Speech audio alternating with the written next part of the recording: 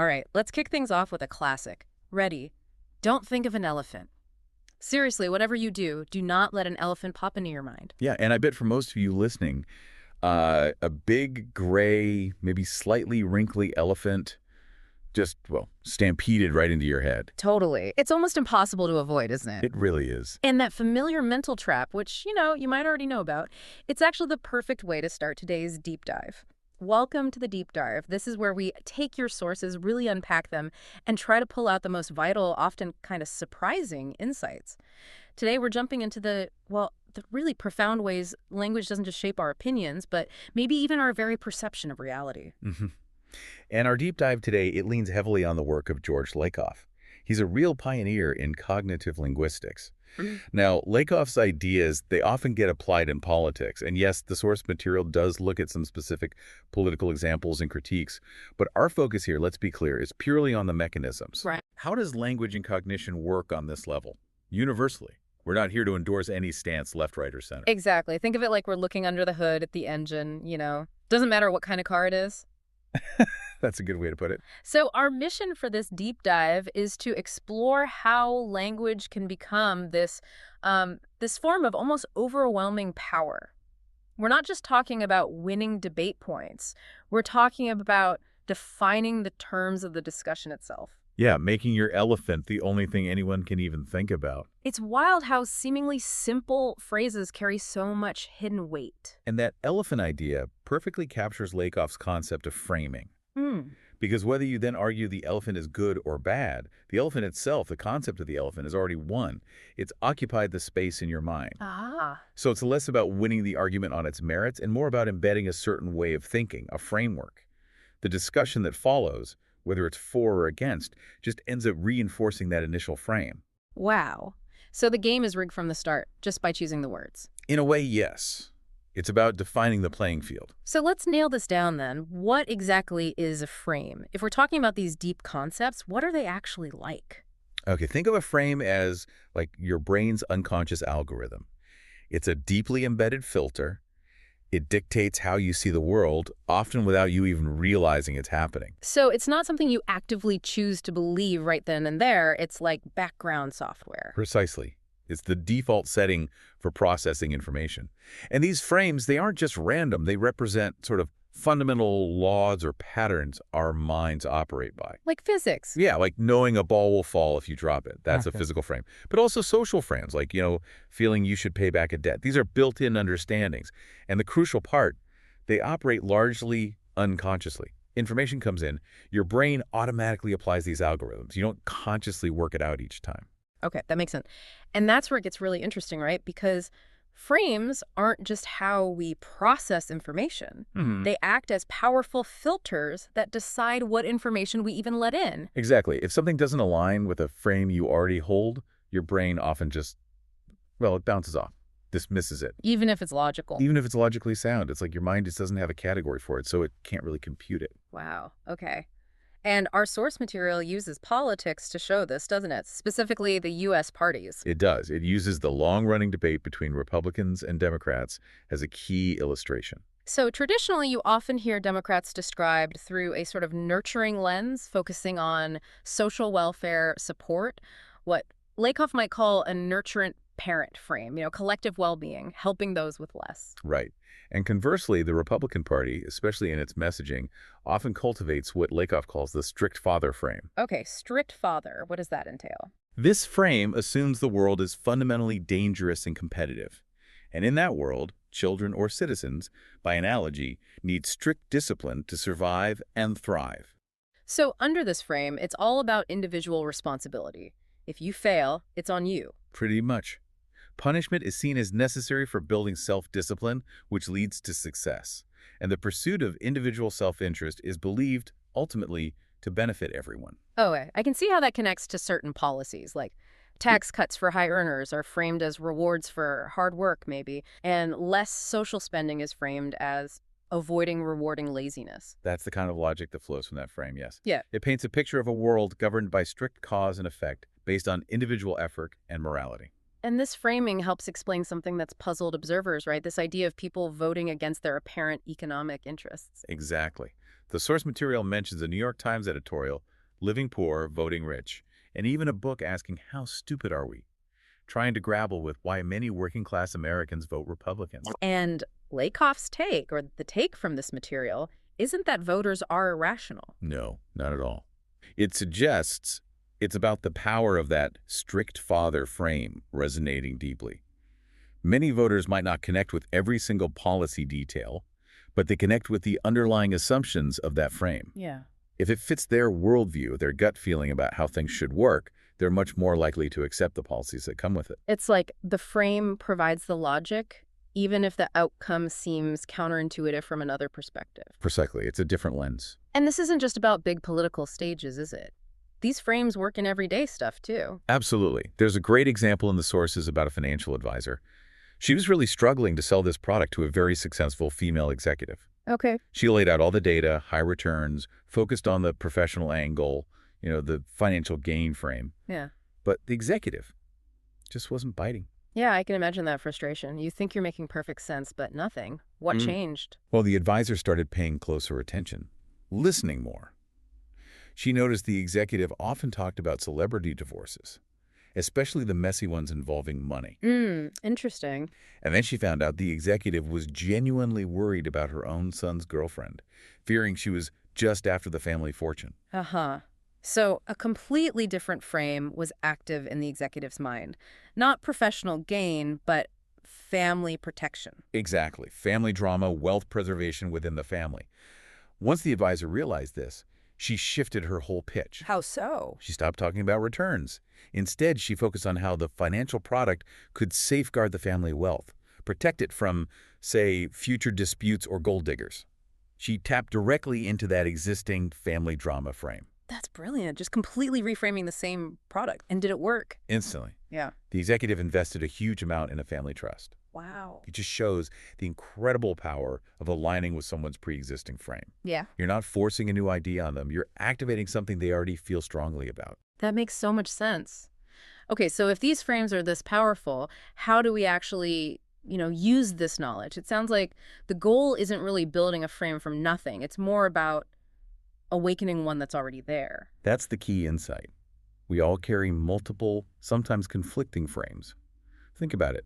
Someone can be a demanding boss at work, operating from a strict frame, but then be a super nurturing parent at home. Right. Different contexts trigger different frames. Exactly.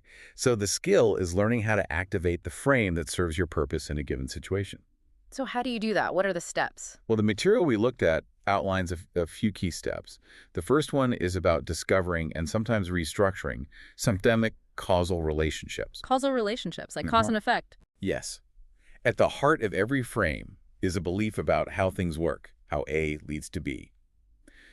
To awaken a new frame, or strengthen one, you need to identify these cause and effect chains, especially the systemic ones, the ones that aren't immediately obvious. Think about the butterfly effect, or the connection between global warming and, paradoxically, huge blizzards. Right, that's counterintuitive. You'd think warming means less snow, but the bigger picture involves more moisture in the air. Exactly. More evaporation, shifts in weather patterns. Yeah. It's a systemic cause and effect that you have to trace. It's about seeing those hidden connections. Okay. How does this apply to, say, changing someone's mind about something? Let's take retirement pensions. If you frame them as welfare or a benefit, extra money you get after you stop working, Yeah. people might feel less strongly about them. It's nice, but maybe not essential. Okay. But what if you reframe pensions as deferred compensation? Ah, like part of your salary you earned just paid out later. Precisely. Now, suddenly it feels like an inherent right, something you deserve, something that's owed to you. The feeling, the attitude is much stronger. You've restructured the perceived cause. It's not a gift. It's earned payment. That's a powerful shift. Any other examples? Think about the inheritance tax debate. Many wealthy people oppose it.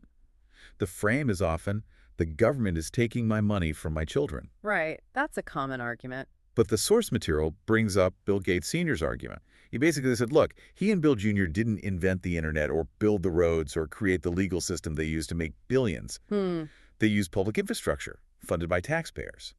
Therefore, the idea of being purely self-made is flawed.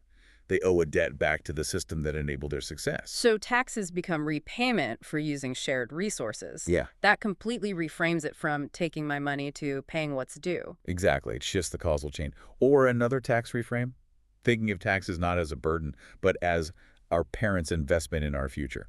Well, taxes fund schools, roads, healthcare, scientific research, things that create a better society for the next generation. It's an investment, not just an expense. Changing the frame from burden to contribution or even legacy. Yes, the Yep. core idea is our attitudes are deeply tied to the cause and effect stories we believe. Change the story, change the perceived causality, and you can change the attitude. Okay, so step one is understanding and maybe reshaping that cause and effect narrative. What's step two? Just knowing it isn't enough, right? Not at all. Step 2 is critical and it's high stakes. Yeah. You have to create a precise term or phrase for your new frame. A specific word. Or short phrase, yes. This term acts like the handle, the container for the entire frame. Get the term slightly wrong, and even a brilliant underlying idea can just fall flat. Can you give an example of how a term makes such a difference? Sure. Imagine you want to talk about perseverance. You can just say, keep doing something even if you don't see short-term returns. Okay, pretty straightforward. Yeah, but kind of bland. Now compare that to offsetting the world's uncertainty with one's long-termism. Whoa. Okay, yeah, that feels completely different. Yeah. Long-termism, offsetting uncertainty. It sounds more strategic, more sophisticated, almost adventurous. Exactly. It conjures a whole different frame, maybe associated with high-level research or entrepreneurship, taking calculated risks. The feeling is totally different, just from the choice of words. That's powerful. And a really stark real-world example comes from the aftermath of 9/11. Officials were debating, how do we talk about this? Is it a crime? Which would imply police, courts, trials. Right, which didn't seem to fit the scale. Is it war? Which implies a nation-state enemy, clear battlefields, also complicated. This is the term that emerged and stuck was terrorist attack. Hmm. And building on that, President Bush's speechwriter, David Frum, famously coined the phrase axis of evil. Axis of evil. I remember that vividly.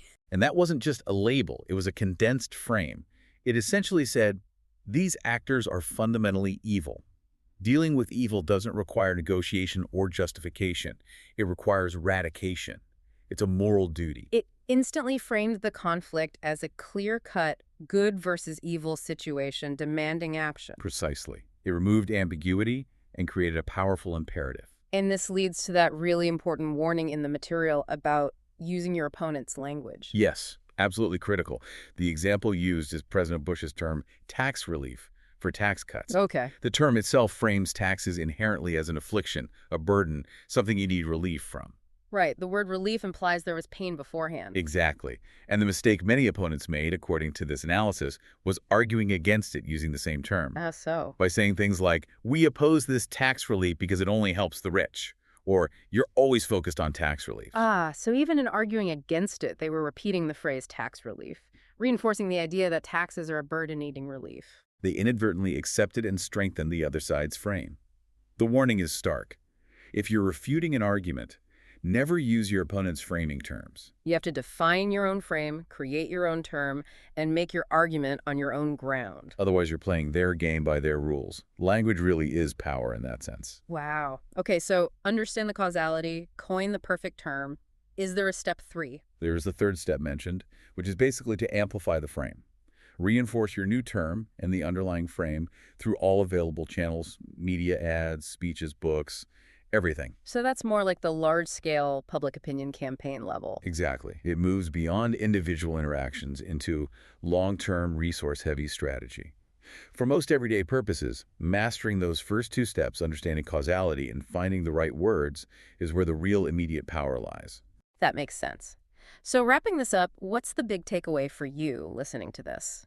The core insight from this deep dive, I think, is that changing someone's mind or even influencing them often isn't about hitting them with some brand new idea they've never considered. Yeah, it's often more about articulating something they already unconsciously agree with, a consensus they hold deep down, but haven't maybe put into words. It's like finding a frame that's already there, just dormant. Exactly. All these frames we talk about, strict father, nurturant parent, taxes as investment, family protection, they likely exist within all of us to some degree. They're waiting to be activated or awakened. The work isn't always invention, it's activation. Right. So here's a final thought to chew on. If these frames are already inside us, just waiting, and the most effective persuasion is about awakening them, who's really doing the changing when someone persuades you? Is it the speaker imposing their view? Or is it you, the listener, recognizing a resonance, a truth already present within yourself? Something to think about. Definitely. So, as you go about your day, maybe start noticing the language around you, in conversations, in the news, even in your own head. Can you spot the hidden frames? Can you see the causal chains being presented? And maybe even think about how you could consciously reframe something, restructure a cause, find a new term to awaken a different perspective, either for yourself or in a conversation. This deep dive might just be the beginning of exploring that incredible power hidden in everyday language.